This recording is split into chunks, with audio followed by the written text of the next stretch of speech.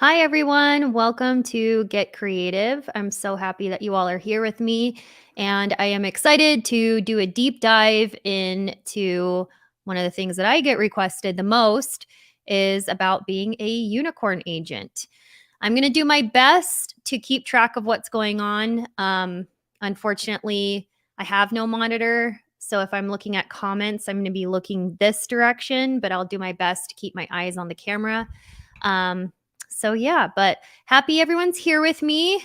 Pace's two cities in one day, two flights in one day. So unfortunately, he can't be with us. I think right now, currently, the Houston meetup for his book signing is happening. So he will not be joining us. So it'll just be with us. But super excited to see you all. So, how I wanted to start. How I became an investor focused agent, which is what a unicorn agent is. If you've heard Pace say unicorn agent, you've seen people comment unicorn emojis or say things like that.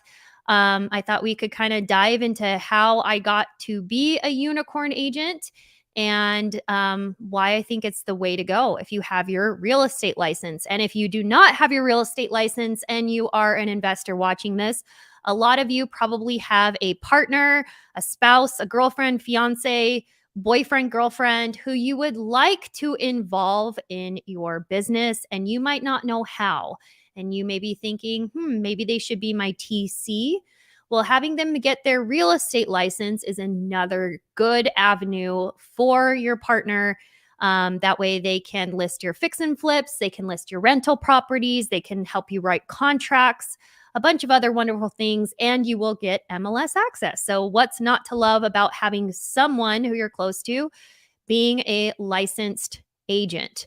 So really quick, when I got my license, I knew nothing about real estate. My father is a contractor, and I had a baby at 20 years old. Some of you may know that, some of you may not, but Asher is mine. He is not Pace's, although Pace has become a wonderful father figure to him.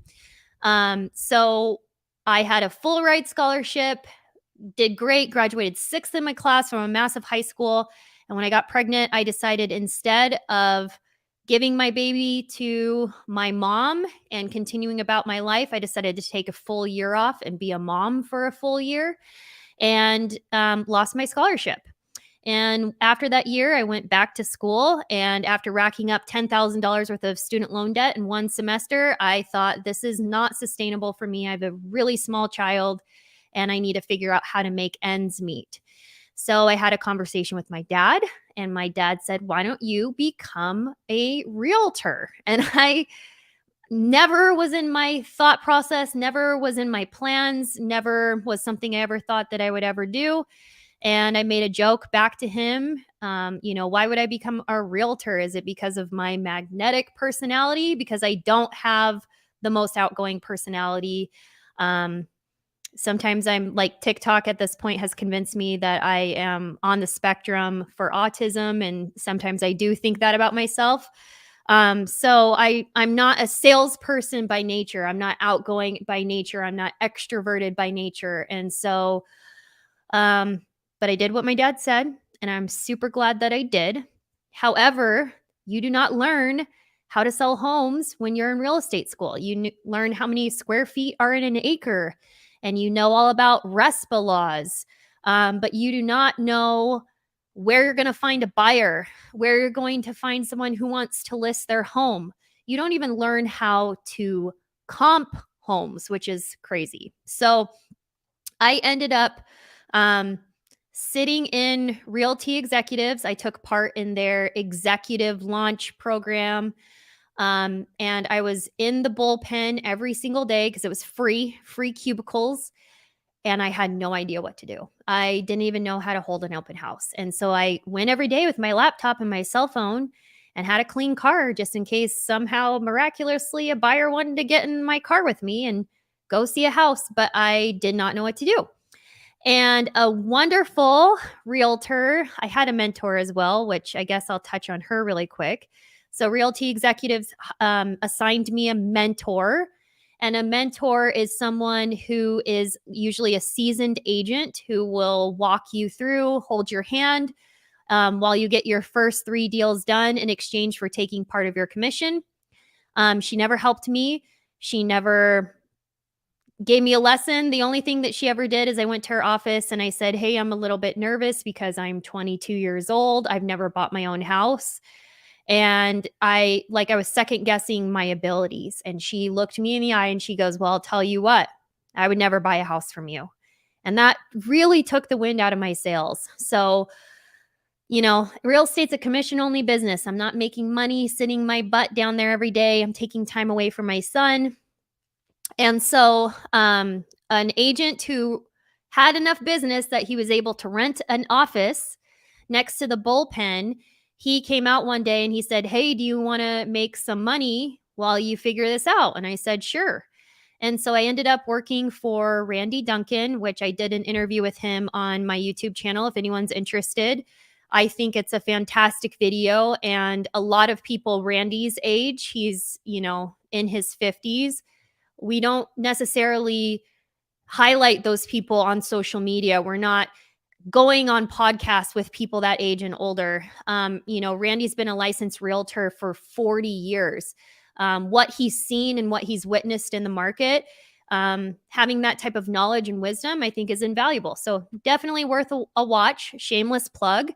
But he gave me the opportunity to go. Essentially, I was a runner. So I would go put lock boxes on properties, go pick up keys from title companies, go evict people.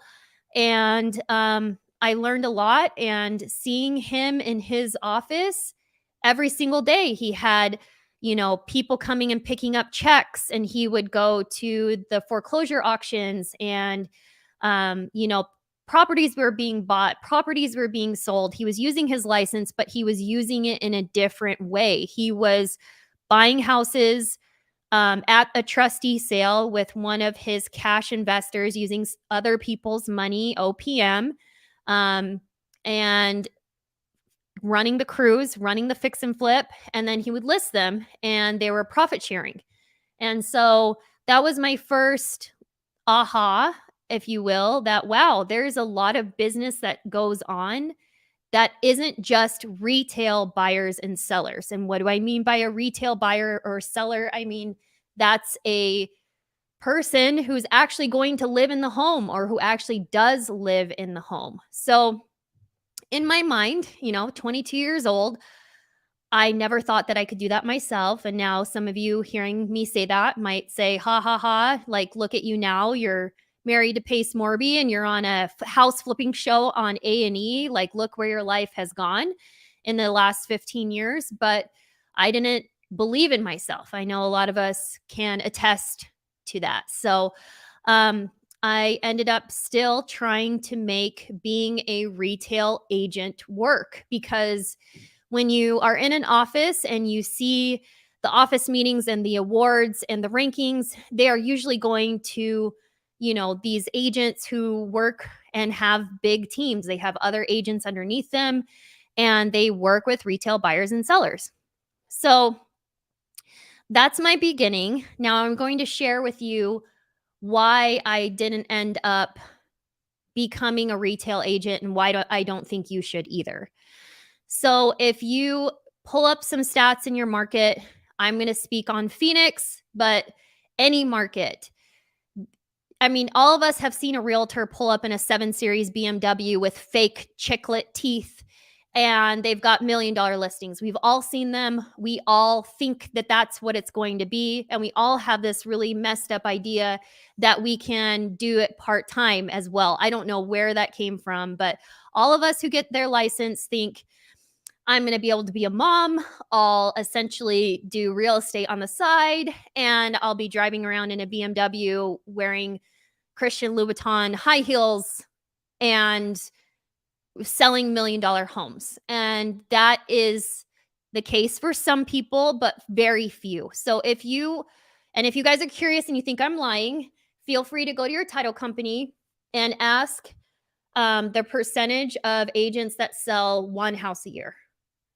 Now ask the percentage of agents that sell 2 houses a year. Then ask your title company what it takes for an agent to make it into the top 10% of realtors in that market. And in Arizona, it's one house. You have to sell one house a year. So that means 90% of agents aren't selling anything. And that's not because they don't want to. I know a lot of agents who are really hungry and who really try. Now, those agents that are running around in designer clothes and driving BMWs, they exist. There are successful realtors who can make a living off of just retail buyers and sellers. But it's like I could probably name 6 people in the entire East Valley Phoenix market who actually sell enough homes to be able to feed their family. It's hard. I mean, when you look at realtors and their business, and a lot of people think that realtors are overpaid. But realtors get paid, on average about 2.5% of a sales price as a commission. And if you think about them selling, a $250,000 home, how many $250,000 homes at 2.5% do they have to sell in order to make $5,000? How many do they have to sell to make 10 grand a month? That's an insane amount. Now, also take into consideration that there's about 2,500 to 3,000 a year of costs associated with keeping your license, between licensing fees, your local, state, and national association, your board, your MLS, your lockbox key, your cell phone, your gas, your wear and tear on your vehicle. It's expensive to have a license, even if you don't use it. And then you have to pay about half in taxes if you don't know how to avoid them and you're not investing in real estate yourself that you can depreciate. You're paying half of that in taxes because you're a 1099 employee.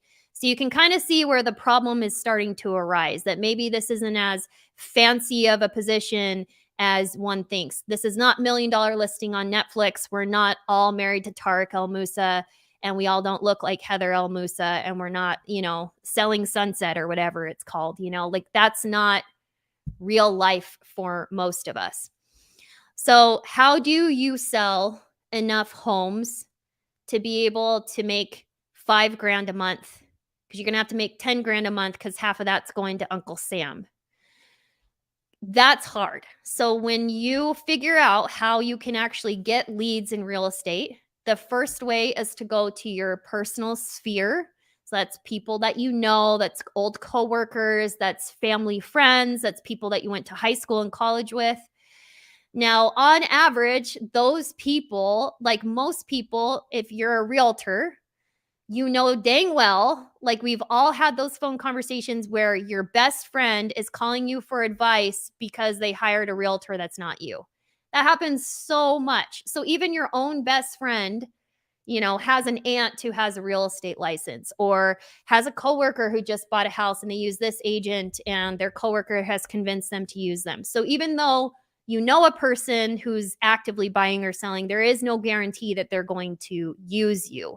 So you have to constantly be putting yourself out there. And so if any of you follow realtors on Instagram and you're like, gosh, shut up already, quit making TikToks about being a realtor and making jokes in your open house. And there's a reason for it, because although I've been licensed for almost 15 years, people still, like, I'm not joking you, people in my life still are like, oh, I'm so sorry I didn't use you. I didn't realize that you were still an agent. And it's like, what do you think I've been doing the last decade? That is such a weird thing to say.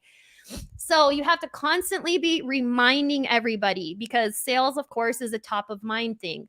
A lot of you who aren't realtors are direct to seller. And so that you can follow up with a seller 35 times, but then you get some other wholesaler who calls at that exact moment where the seller's finally ready to make a move. And you're like, I have been following up with you for 2.5 months. And this guy called you and said, I'll be there in 15 minutes. And you signed a contract with him. So it's the sales position. Everything's top of mind. So you have to always be putting yourself out there, saying, I'm a realtor. Hey, if you know anybody. The other way that you can get business is to pay for leads, and that's not guaranteed. Right now, I pay for leads with realtor.com. I spend $423 a month. I've probably gotten 30 leads and 0 sales out of them. They don't always work out great, like if you ever are on realtor.com and you say, yeah, I'd like more information about that house, guess what? Charges some dumb realtor like me, $100 for that lead, and you probably have no intention of using me. So that's the second way. The other way is farming. And farming is you pick an area. So here in the East Valley, a really wonderful group of neighborhoods is called Morrison Ranch. It has a white picket fence. It has green grass, things that are kind of rare for Arizona. Carly in Washington is probably like, oh yeah, green grass, that's everywhere. But here in Arizona, it doesn't feel like you're in Arizona. It's a really nice community. So I could pick Morrison Ranch, and there's multiple different subdivisions within Morrison Ranch to farm.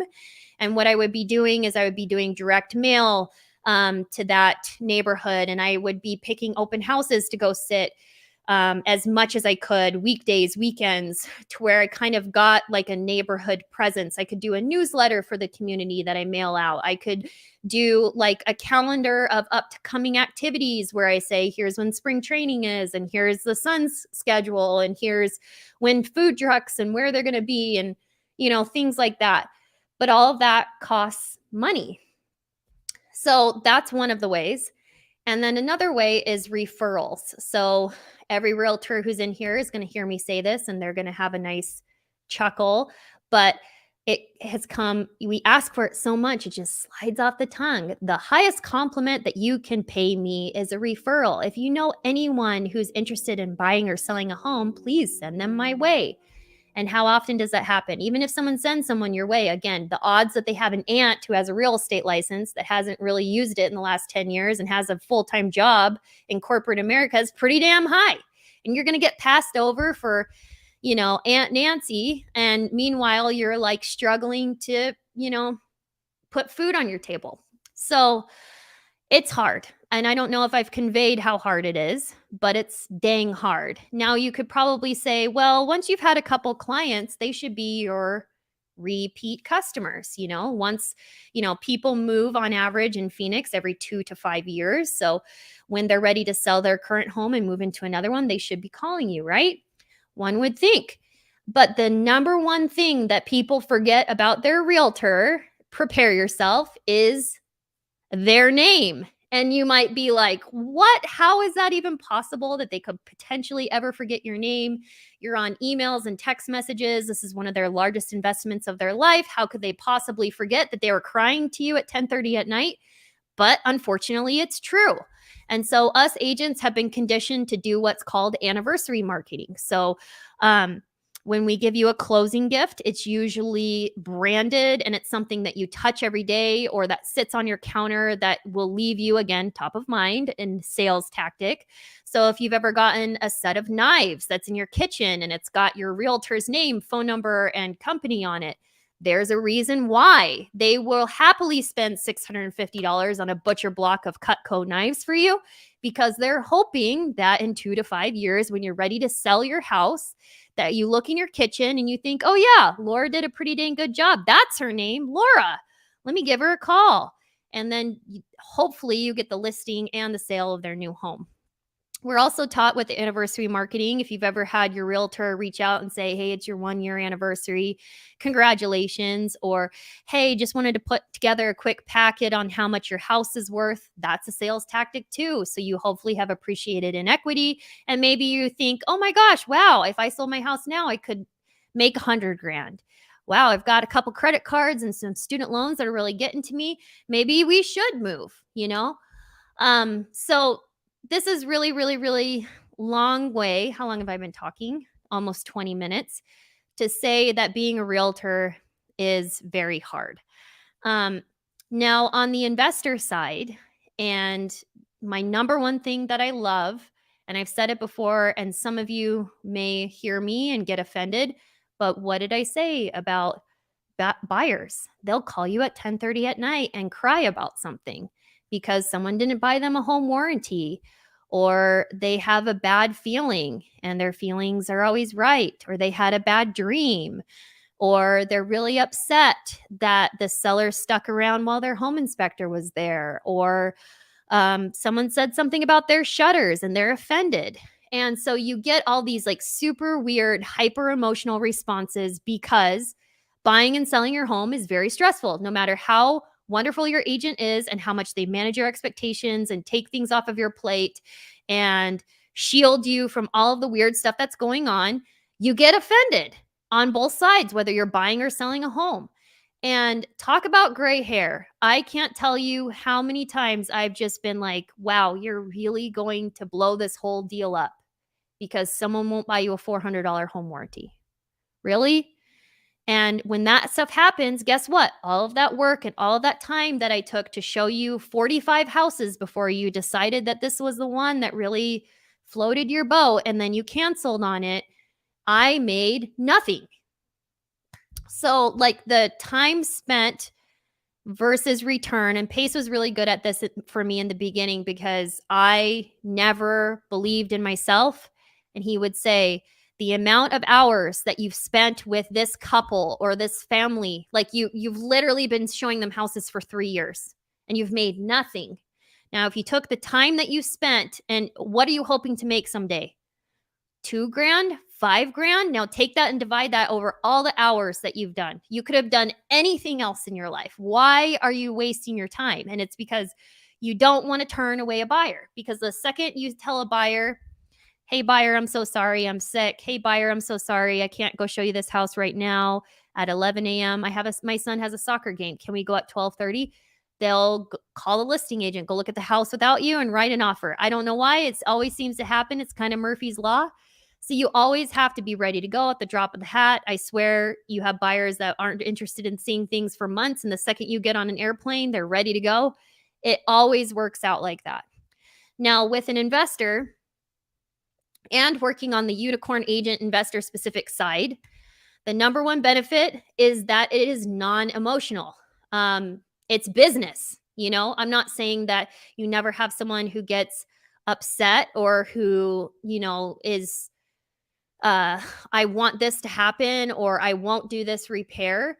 But at the end of the day, the investor wants to make the most amount of money possible as quick as they can because, again, time costs money. Most of these people have loans out. If they're not hard money loans, it's still a loan that costs money each day that it's in place. And so they want it done fast. They want it done well. And they want to, at the end of the day, it's about their bottom line.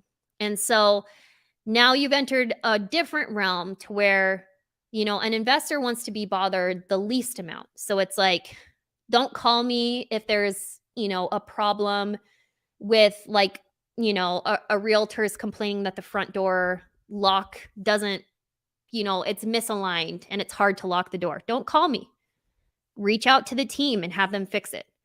Whereas a homeowner would be like, oh my gosh, you need to look up who were the last 3 people that accessed my house and you need to call them because one of them messed up my door jamb. I know it. And I'm going to make you force one of those agents to pay for a locksmith and maybe a trim carpenter because this is not happening. And then you're like wasting your time with like these weird things. So an investor is like, don't even bother me with that. Just get it handled. Make sure that people can get in and out of the house because I want people to see the house because I want to sell the house. So no emotion. It's business, less gray hair, and it moves faster. An investor won't say, hey, I'm looking for a fix and flip and pull your chain around for 3 years because they have a bad feeling about it. They will buy a house from you if they want to buy a house from you. They also, while the house is selling, they will not get hyper emotional about something. If someone offends their bathroom tile choice, they don't care.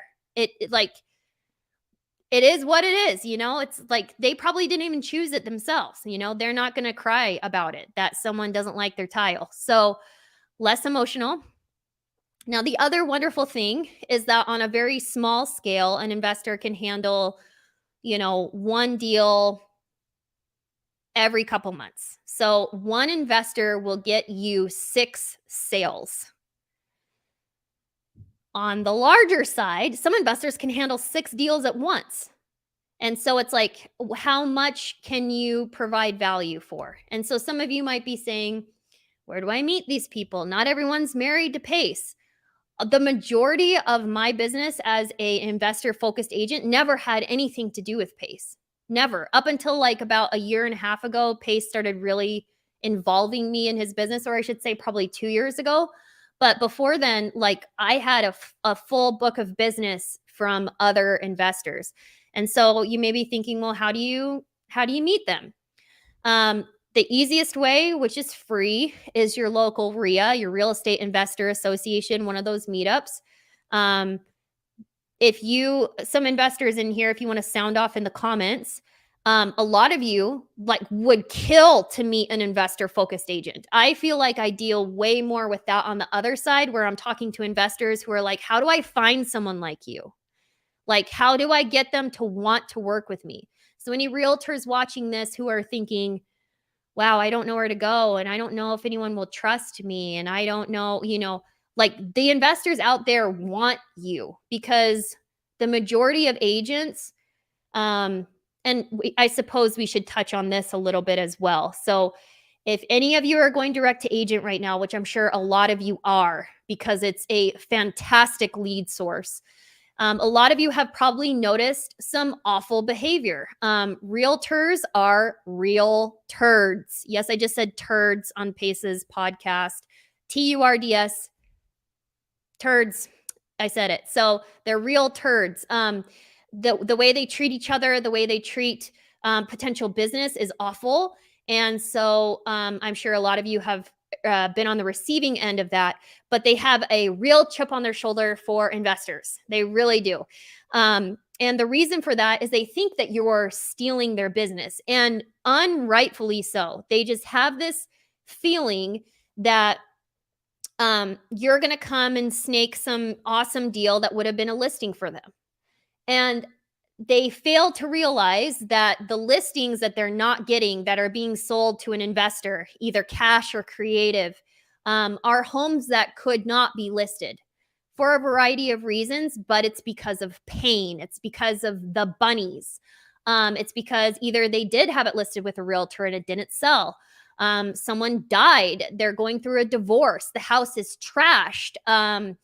They have to move because they got another job. And so there's a really messed up misconception where realtors just have a complete chip on their shoulder, if not think that what investors are doing is illegal, because they are too stubborn to learn what it actually is. And if they took the time to learn, then they would realize that having an investor as an option when they go into listing appointments is actually a massive advantage. Jamil Damji is a huge proponent of the agent outreach method because he has had extremely wonderful success with one agent in particular. Her name is Monique Walker. Some of you might have seen an interview he did with her. Some of you might have seen her at one of the Keegley meetups.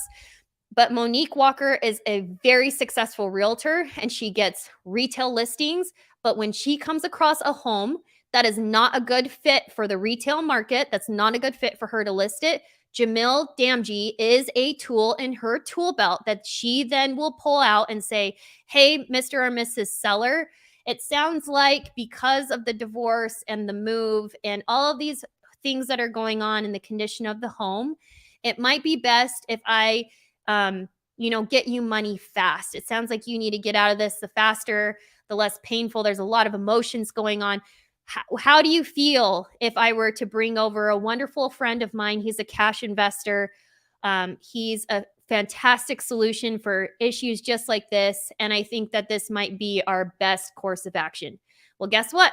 Jamil offers cash, gives Monique a commission, and she moves on. She didn't have to list it. She didn't have to sell it. She didn't have to deal with the weirdness. She didn't have to deal with a home that's unmarketable for whatever reason.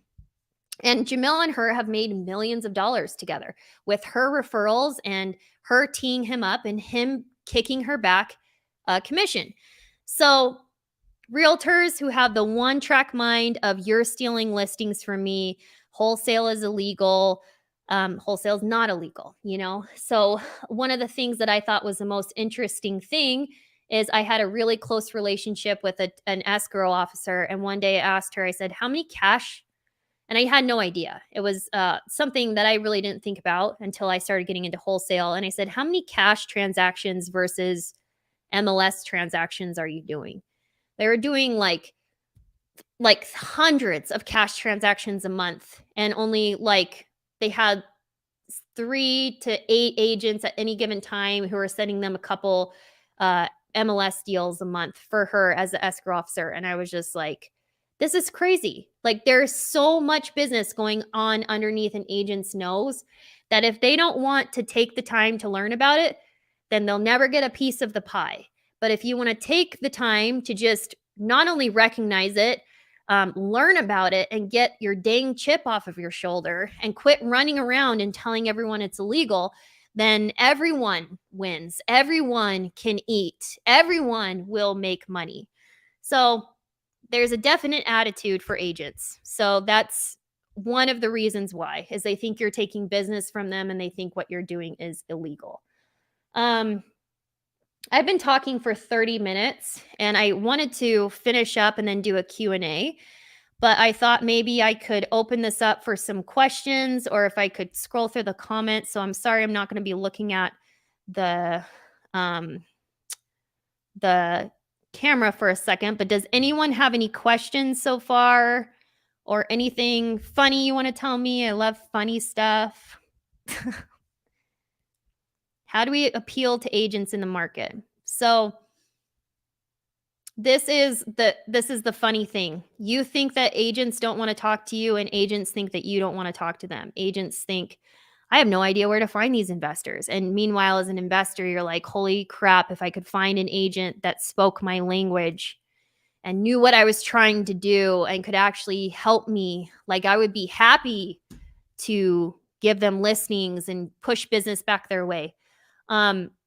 You guys are both out there. You guys think that you don't want each other, but you do. So if anybody is in the side chat and you're an agent, say I'm an agent in this market. I'm an investor-friendly agent in this market. And investors on the other side in the chat say I'm in, Jonathan Neela, are you a realtor or are you an investor, or are you both? You're in Idaho. There's your phone number. So write what you are. Realtor in Miami, love investor. Stephanie, love it. Real estate with Steph. Beautiful.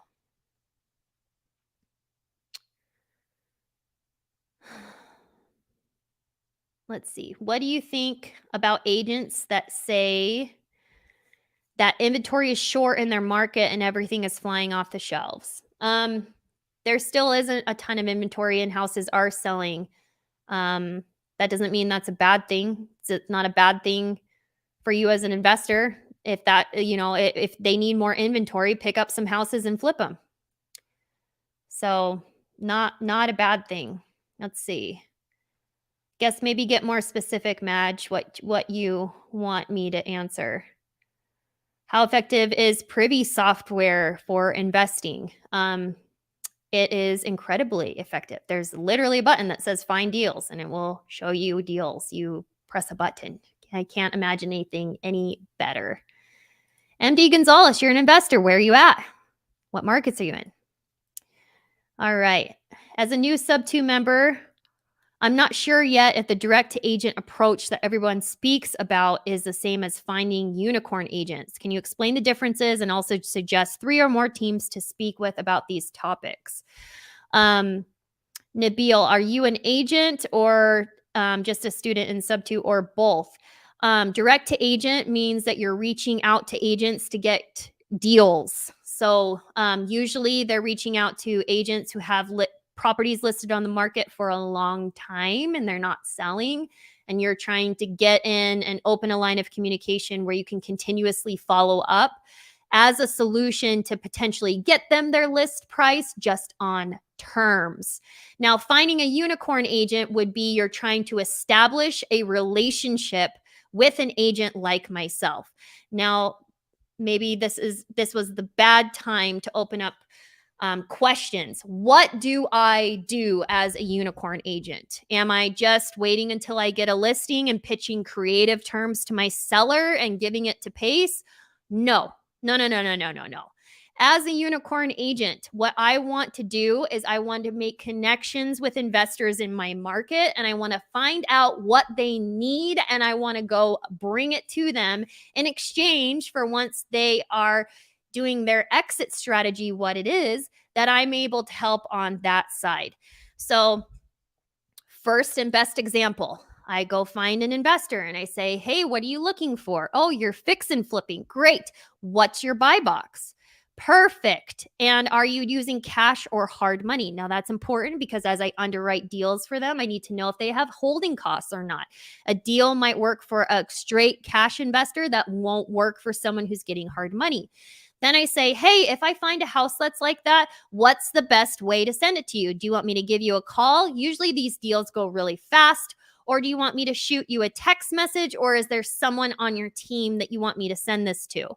Okay, great. Now I know what it is. And now I'm going to go find that. My superpower is finding those through other wholesalers in the local market because cost me nothing. I don't have to go contract sellers. I don't have to cold call sellers. I don't have to direct mail sellers. I don't have to door knock. I'm literally just finding a deal, and then I'm going to sell it to my investor. And I'm going to say, hey, if I find you a deal, can I have the listing once you go to sell it? So now there's multiple ways where I can get paid. I can get paid when they buy the fix and flip from the wholesaler. So I would just then mark up what the wholesaler is charging, however much the profit margin is, and I think is fair. If I know that my investor is going to make 85 grand, I, put in a 15% cushion for the market and for mistakes and construction delays and permit issues. And then maybe I feel fine making 10 grand or 15 grand. And so then they'll make, 70 grand or 65 grand, and I'll still feel good about it. And what I am trying to do is I'm trying to show them that I'm a resource for deals, and in return, I deserve business. Now, once I've done that for people, a lot of times investors, if they're liquidating a rental that they no longer like, even though I never found them that rental, they'll still use me. If they have an investor in one of their offices who needs a good agent, guess what? I'm getting a referral from them. And now I've got 2 investors that are doing multiple deals a month with me. And so it just is one of those things where if you do a good job, you handle your business, you're unemotional because they don't want emotion back from their agent. You get them the most money, you're a good negotiator, and you answer your dang phone, and you take things off their plate that they don't want to deal with. If there's weeds and they're getting a violation, you might have to go spray and pull weeds. You do what you can because this person, rather than maybe giving you business every 2 to 5 years, like a retail buyer or seller, will give you multiple sales a month, if not multiple sales continuously for years. So that's one of the ways, Nabil, that I want to make connections with investors. Can we go to the agents we know? Oh my goodness, sorry. Can we go to the agents we know, or do we have to go to a selling agent? Tammy, any agent that you know could be a unicorn agent, could be investor friendly, and a listing agent could be investor friendly. You just need to call them and have that conversation.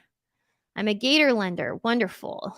An investor and an agent in Texas. Linda, wonderful. I hope that you are also reaching out to other investors to help pad your agent business, or you're making enough money as an investor that you really don't need to use your license. All right, let's see. Real estate broker and investor in California. Same for you, Fred. I hope you're actively investing, making enough money. And if not, I hope you're connecting with other real investors who can help pad your realtor business. Oh my gosh, why is Pace in here? I was like, Pace will never watch this, so who cares? And here he is. I think this is probably the first thing of mine he's ever watched. Unique, what market are you in? We'd love to know. When you're in here, say what market you are in. All right, here you go. Perfect example. Dennis Smith, thank you so much for this. A real life stat from a wonderful market, San Diego, California. In San Diego, there were 2,400 homes sold in April and 2,100 homes sold in March.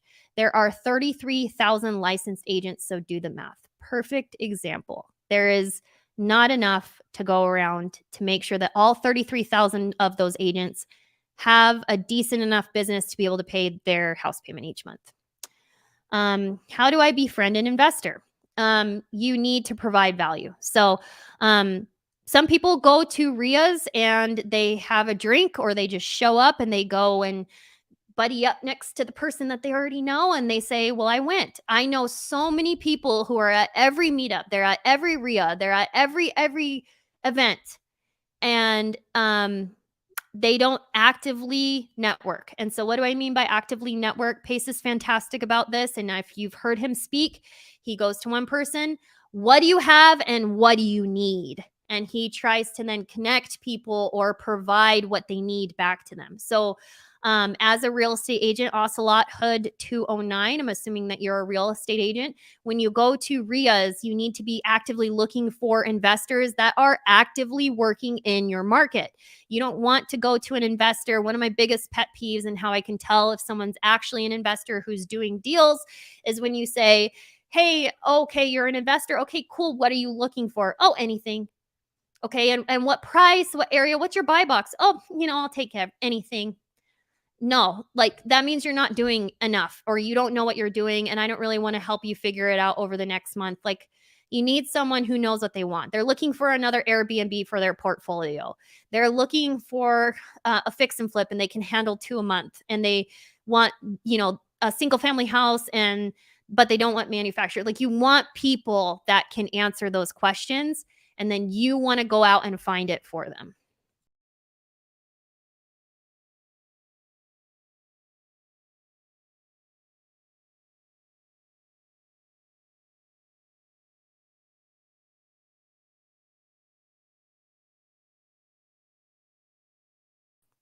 Sorry, everybody. My Wi-Fi went out. So, let's see.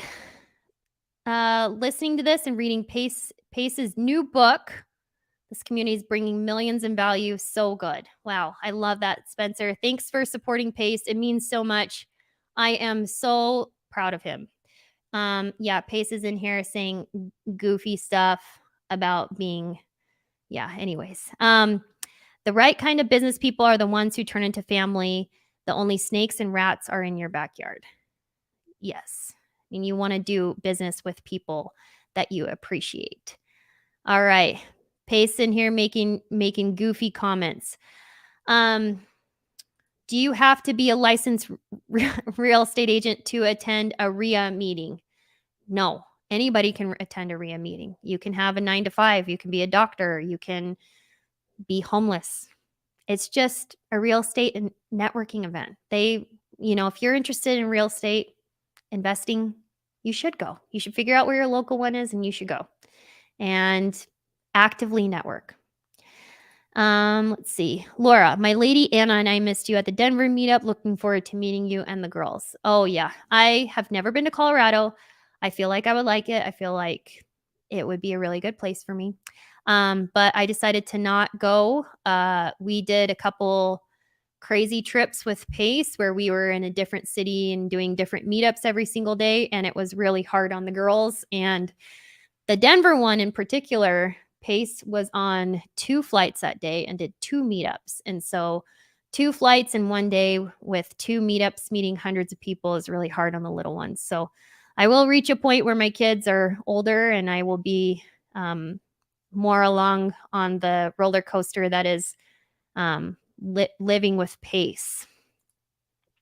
As an introvert, how do you network? I find it terrifying. I'm an introvert. I have to fake it sometimes. A really good way to know you have to start somewhere. So I don't know how much of an introvert you are.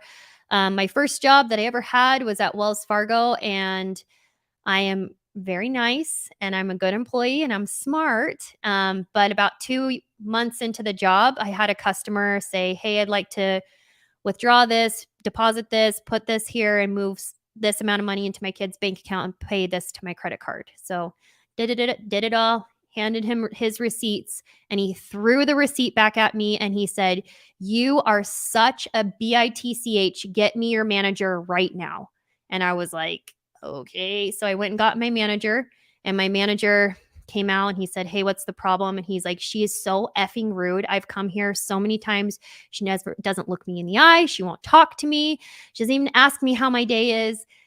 You need to talk to her. And I'm just standing there like, okay. So I got pulled back to the vault, which is where we had, the serious conversations away from the customers. And my manager said, you are a really nice person, but you are so painfully shy. Like, you don't even say hi to people. So I'm going to stand behind you for the rest of this shift. And all I want you to do is say hi. That's it. Okay. So I did that. And then the next shift, he goes, I want you to ask them how their day is.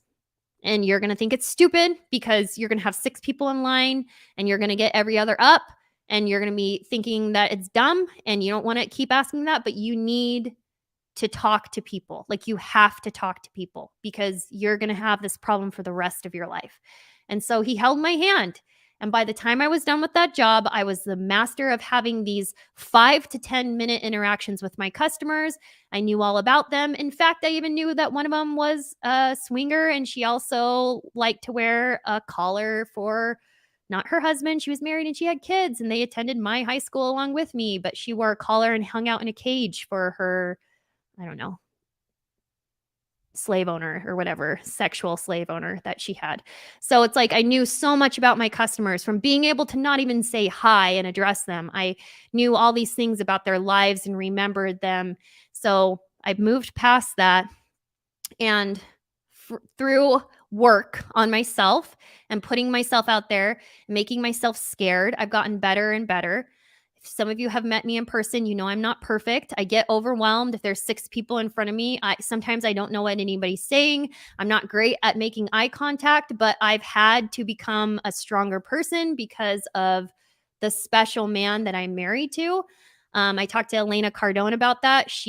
Grant's very similar to Pace, and she said that she had to become the person that he needed as his partner. And so I do feel like a very strong responsibility for that. So it is terrifying, and you might have to go home and take a nap and not want to talk to anybody. And you might, the next day be one of those people that's not answering text messages because you're just overwhelmed.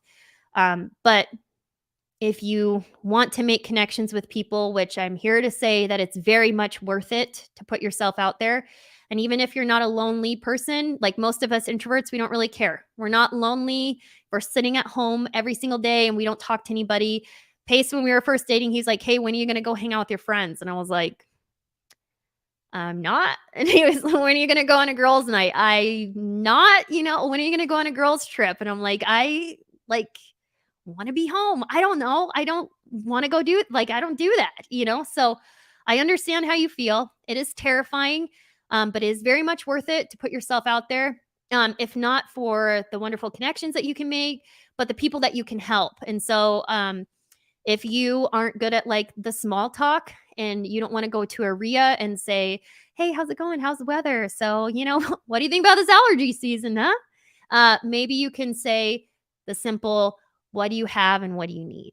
What are you looking for? Just get down to business, So I don't know.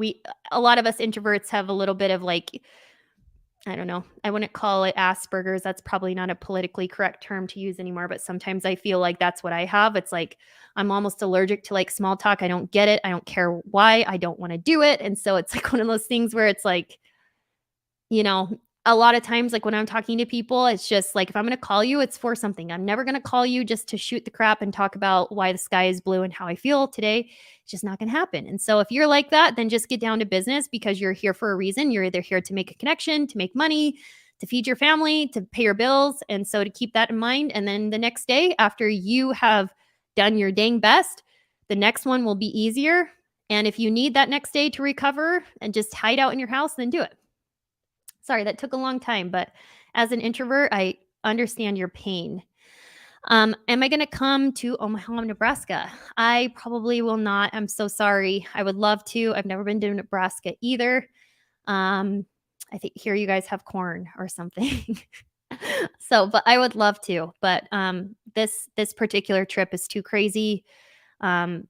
I think that Pace is going city, city, city, city, and then he's going to Miami for some podcasts and an event with Bridger Pennington. And so that portion of his trip would be easier for the girls and I to attend, but it's jam-packed, and so it wouldn't be good for him to have us there. So again, when the kids get a little bit older, it'll be a little bit easier. How do you make up a cap? Like a cap rate? I don't know what you're saying. You're going to have to do. But please shower. I hope that doesn't mean that I look dirty, because I was outside playing with the kids, but maybe you're meaning please shower before you network. Yes, please shower. Get a piece of gum. No one wants to talk to somebody with stinky breath. Just left the Houston, Texas book signing. Keep up the great work. Oh, that's awesome. I'm glad that you were there with him. That makes me happy. I've been really excited to see all the videos and pictures that people have been posting.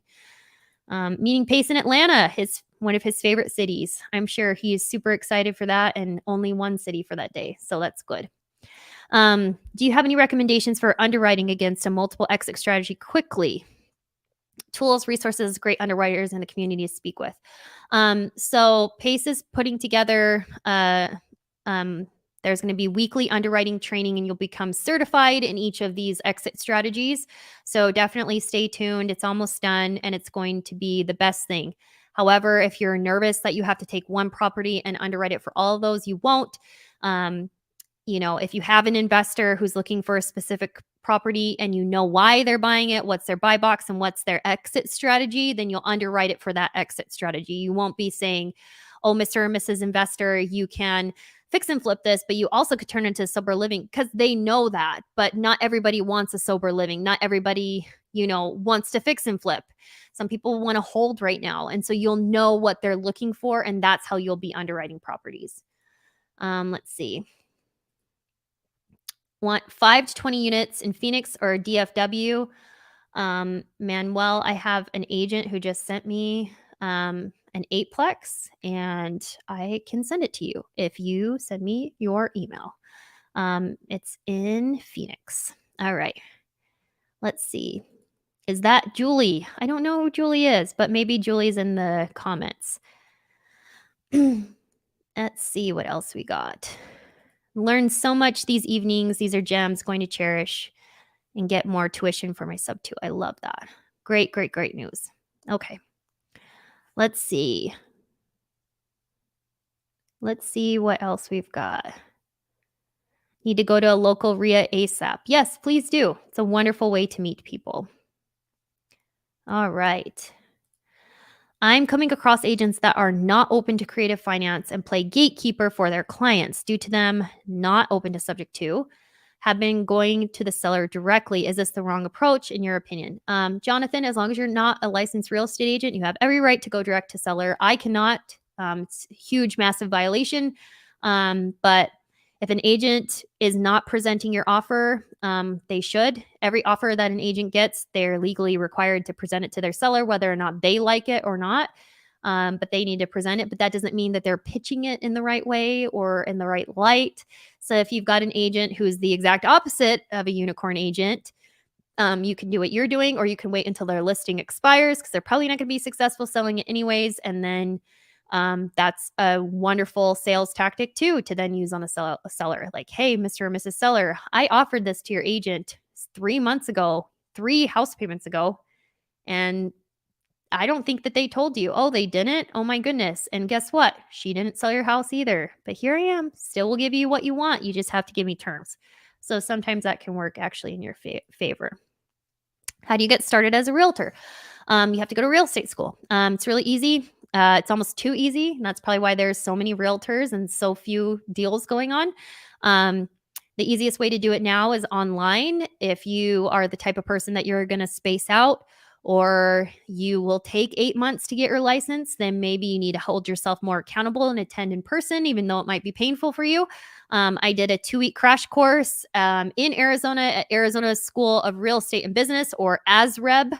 I enjoyed it. I liked my teachers. I liked the workbook, and I passed my test the first time. So I recommend ASREP. I love it. But if you're not in Arizona, just Google real estate school. If you cannot or you don't trust that it's actually accredited and you're going to get your license, reach out to your state's Department of Real Estate and ask for a recommendation of schools that they are either affiliated with or accept hours from, and go there.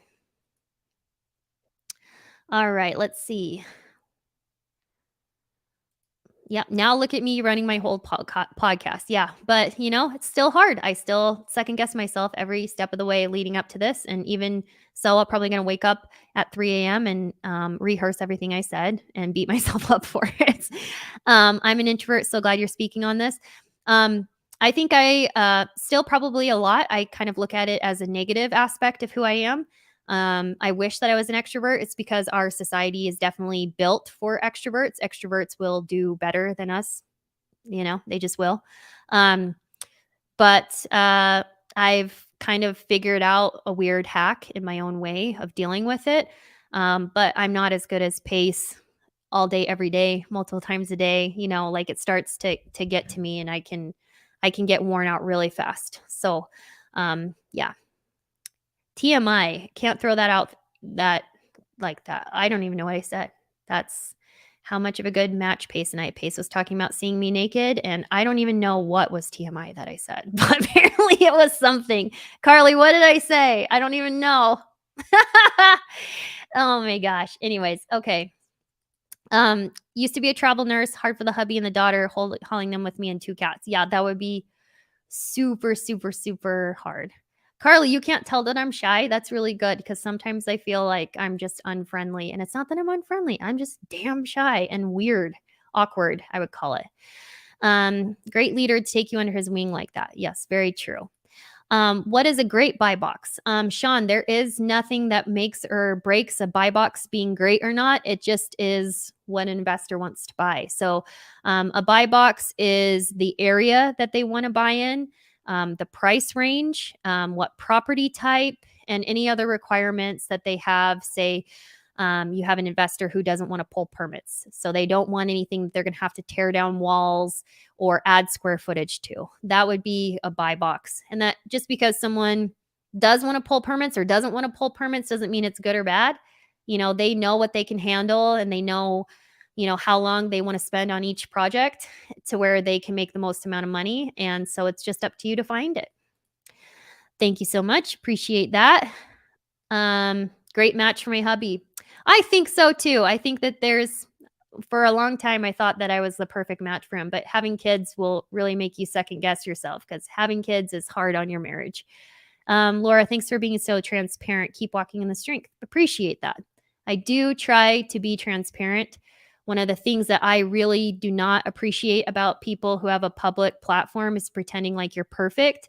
It can be admirable. It can be something that people want to strive towards.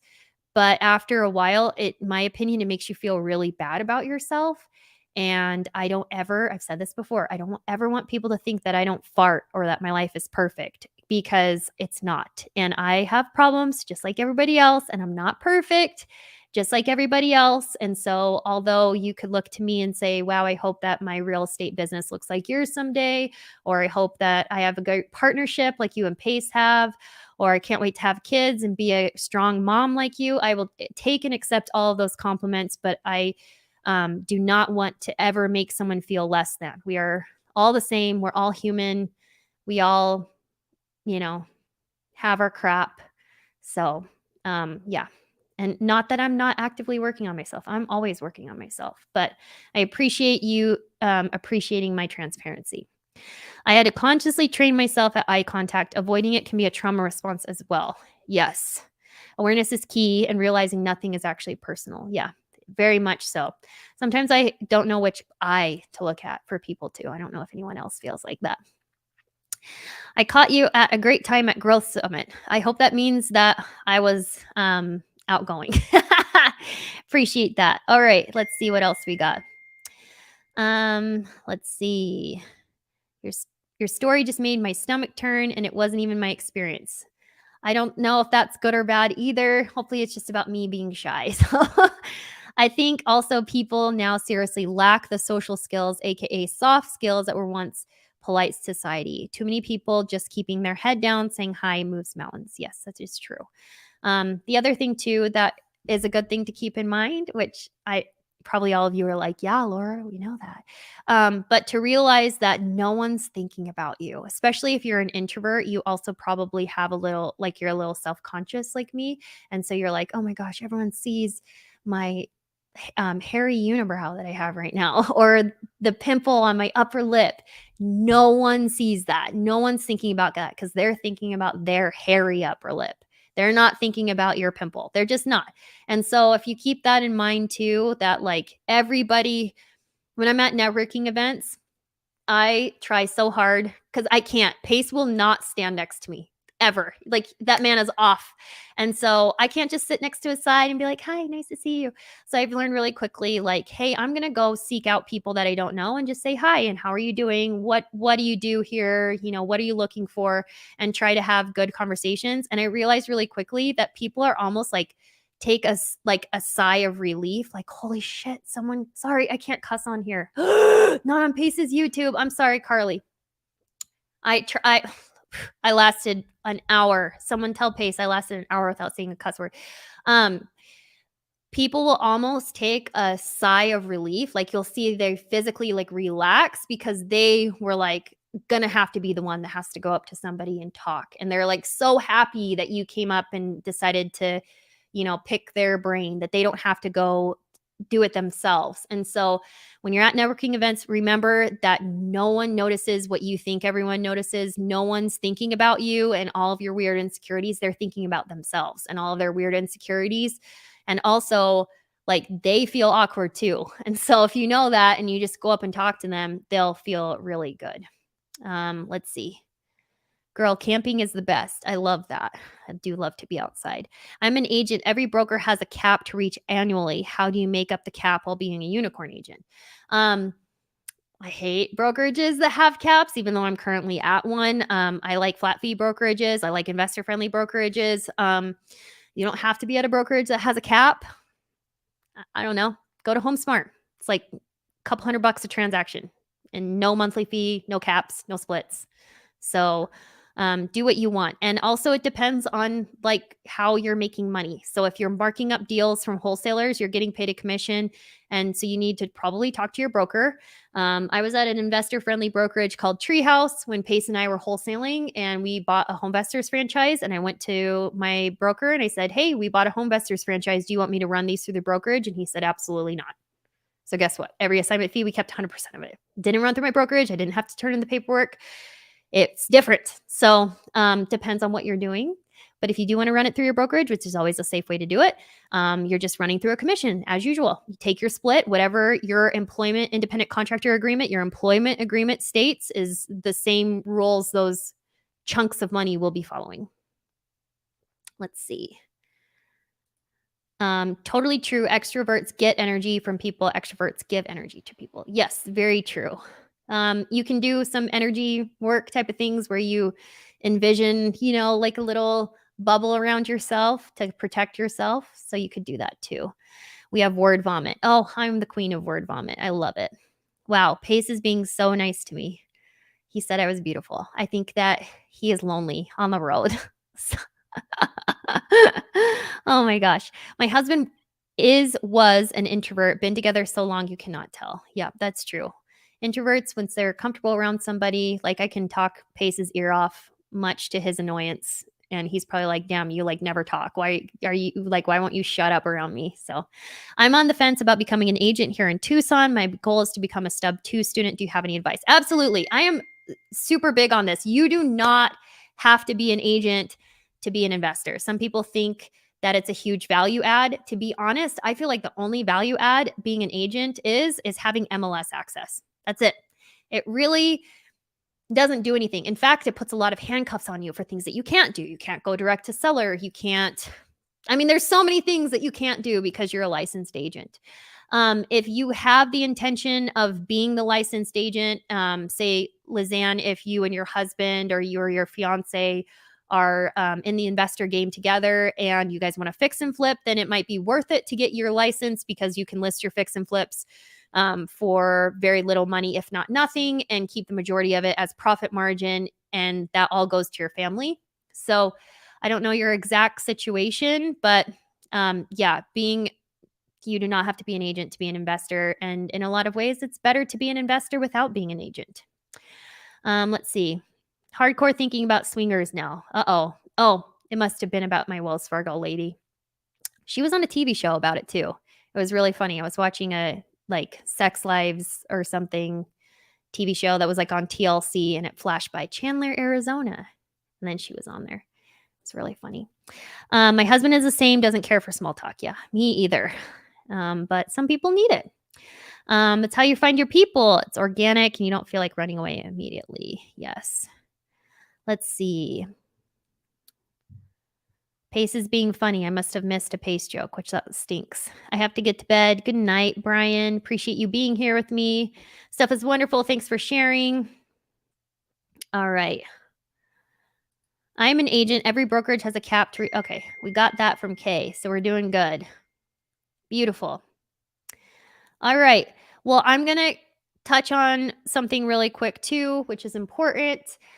If you want to be a unicorn agent with me, I'm sure Pace is like, when are you going to say that? Hurry yourself up. I am currently at eXp Realty underneath Elena Cardone, the one and only, the super beautiful. Now, if you're thinking eXp is not investor friendly, you would be correct. eXp is known for severing people's licenses who wholesale. However, Grant and Elena very much wanted Pace and Jamil, which the licensed counterparts to Jamil is Rahima, and the licensed counterpart to Pace is myself. And so there were a lot of conversations and a lot of meetings with eXp corporate, arranged by the Cardones, to make sure that anyone underneath us could continue to do creative finance and wholesale and investor activities and not get in trouble. So that's the understanding and that's how it is. So if you are at eXp but you're not underneath me, you might get in trouble for wholesaling. But if you're underneath me, you're going to be fine. Now, what do we provide? So currently, the tier of, because eXp is a tier model, above Elena is Tariq El Musa and Lisa Copeland. So throughout the week, there is so much training, much like Sub 2, that you could literally sit in your computer and be trained for hours by very top level, high level people that are in the inner circles for Lisa and Tariq and Elena. So we're talking sales extraordinaires like Haas Pratt, legendary people that are in there every single week conducting trainings for you for free. So it's very similar to Sub 2. Now, am I running a team? Now, that's $1 million question. Pace likes to say I have a team at eXp. Now, a team means a different thing to Pace than it means to realtors. So when a realtor says that they have a team, that usually means that they are directly mentoring and providing leads and business cards and websites and open house signs and signs to put in people's yards and logos and marketing on their dime. And so that's not what this is. eXp is an opportunity to be under this incredible line of very high level people, not just in the country, but in the industry, and to receive training from them. If you want training specifically from me, Elena has asked me to not conduct investor training, which is really unfortunate. So that's going to have to be done separately from eXp, just with me. But I would love to help out any agents that want to sharpen up their comping skills, maybe role play, talking to investors, getting the lowdown on a buy box, and just finding alternative ways to actually be successful. Because again, it is very hard to be able to support yourself being a real estate agent with retail buyers and sellers alone. And I know there are exceptions to the rule. We've already covered that, but they are few and far between. So if you're interested in joining me, you can send me an email or you can go to joinlauramorby.com. Let me put it right here. and we will connect you with someone from Cardone World who can make sure that you get signed up appropriately, get access to Cardone World and all of the trainings. So yeah, does anyone have any other questions before I go? You guys are all so sweet. And I know here in Arizona, it's only 8 o'clock, but in some of the East Coast cities, it's pretty late. So does anyone have any questions for me before I go relieve my poor 15-year-old son from watching two babies?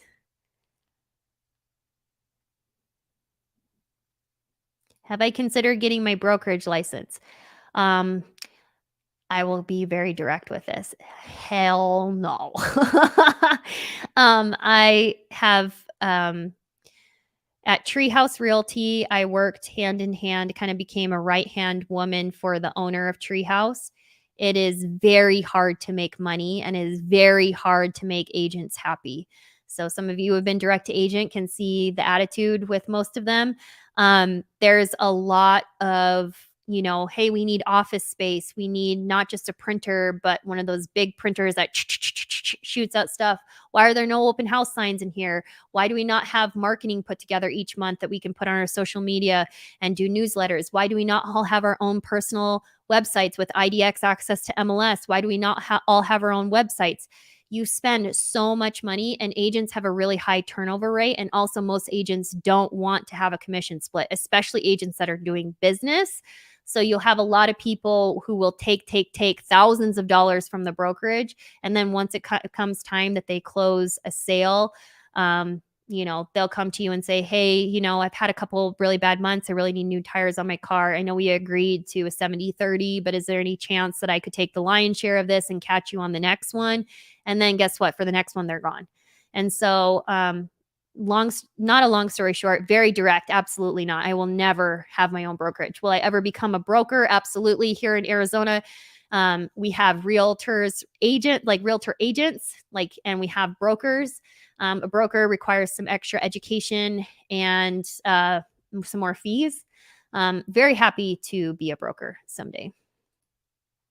Before having this huge platform, how did you find your investor clients? Do you call or outreach from lists? I've had a very interesting career where I've continually ended up working for other investors. Pace and I talked a lot about how I was continuously helping other people build their kingdom until he snagged me a couple years ago. Um, and then I started having babies. So I haven't really been that much of a value add to him. But I was always working for other investors, not by choice. It just ended up happening. And so I saw the different side of things. So Randy Duncan, seeing fix and flips and trustee sales. Then I went and worked for another investor and learned how to do short sales. And then I went and worked for another investor and learned property management. So I was continually working for people. And then I worked at Treehouse, which they did all the acquisitions for Invitation Homes, and they own a crap ton of mobile home parks. And so I learned a lot. And got interfaced with a lot of people really quickly. Like, there were so many people that I knew in this industry before we even bought a Homevestors franchise. I knew a lot of the big players, and it was just because of what I had done. Did they know who I was? Probably not, because I wasn't really making a splash because I didn't believe in myself. But if you are interested in meeting people and you feel as though you don't have the platform or the opportunities that I do, go to ARIA. That's free, and they want to meet you. They do very, very, very much want to meet a realtor who would be willing to learn their side of the business. All right, let's see what else we got. You don't want to be a broker. They're broke. It's true. Got a lot of legal liability on themselves too. All right. Oh my gosh, Rylas is in here. I love Rylas. Oh my gosh, I can't tell how much I love Rylas. Wow, I'm so blessed that so many people are in here watching me talk. Thank you, Sean. Appreciate that. All right. I love that. Okay. Do you have to have a realtor license to be a part of EXP? Absolutely. So EXP is a real estate brokerage, and you have to have a license to hang there. So in order to get hired by EXP, if you're not like a support staff, then yeah, you have to be a licensed realtor. Thank you, Lisa. I appreciate it. I hope that this gave everyone some pretty good context on what a unicorn agent is. This is just dipping your toes into the surface, but why it exists and why it's good for people. First time watching a live for Pace. Wow. Oh my gosh. MD, you got to actually watch the man Pace. This is nothing compared to a live. Love that. Thank you, Gary. Appreciate that. Love that. Lots of new connections. Do I use the EXP Certified Express Offer platform? I do not. I have heard good things though. You are the most valuable player for your husband. He cannot do it. Oh my goodness. That man, I tell you what, I am a good foundation and I'm a nice place for him to come home to, but that man would be moving mountains with or without me. He's born for that. If I want to mostly acquire, buy and hold properties and be a sub-2 student, is it worth becoming an agent? Absolutely not. Just find someone like me who can help you find what you need. Can this be a part-time thing too, to be a unicorn agent? Sure. Yeah. I mean, being a part-time retail agent, no. You need to work full-time. Are there liens on properties on PropStream accurate or up to date? As good as they can make them, without actually pulling a prelim. So PropStream's pretty good. All right. Well, if that's all that everyone has, love from El Paso. Thanks. Appreciate it, Arturo. I'm going to release everyone from my grasp. Got an hour and 15 minutes. If you have questions or you like to chat more, let me know. Everyone's situation as a real estate agent is different. I have told some people not to join me at EXP because of their lives and what's going on. And I've happily have some people who have joined me. So would love to have more people, would love to work with people and host trainings separately for sub-2 students who are also realtors. Would love to do that. So you guys just have to let me know what you think, what you need. I'm happy to be here as always. Blessed to be a part of this community. Blessed to be married to Pace. Appreciate you. Love you all. Thank you for being here with me.